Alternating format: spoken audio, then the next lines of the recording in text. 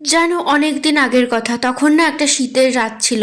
শীতের রাতে টিউশন ছুটি হতে অনেক দেরি হয়ে গেছিলো। আর আমি যখন টিউশন থেকে বাড়ি ফিরছিলাম তখন আমি একদম একা ছিলাম। আর পুরো রাস্তাটা ছিল অন্ধকার, আশেপাশে একটাও মানুষজন ছিল না। আর হালকা চাঁদের আলোতে চারদিকটা দেখা যাচ্ছিল। তো আমি হেঁটে হেঁটে আসছি, হঠাৎ মনে হলো আমার পেছনে যেন কেউ দাঁড়িয়ে আছে।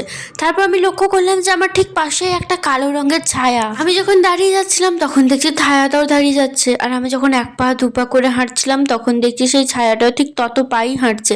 তো আমি তো ভয় পেয়ে পুরো দৌড়াতে শুরু করে দিয়েছিলাম। তারপর দেখছি আমার পিছন পিছন পুরো ছায়াটাও দৌড়াচ্ছে। আমি তো ভয় পিছনে ফিরে তাকাইনি, আর তখন দেখছি না কেউ একজন আমার নাম ধরে ডাকছে। তো আমি ভালো করে শোনায় বুঝতে পারলাম, আরে এটা তো আমার একটা চেনা জানা ফ্রেন্ডের গলা। তারপর আমি সাহস করে পিছনে ফিরে দেখি, আরে সেই তো। আমি তো এত বেশি ভয় পেয়ে গেছিলাম যে কি বলবো। আগের দিন ভিডিওতে কমেন্ট করেছিলে অনামিকা অন্বেষার ভূমিকা। আচ্ছা, এই কথাটাকে সত্যি বলে মনে হলো না গল্প বলে মনে হলো তোমাদের?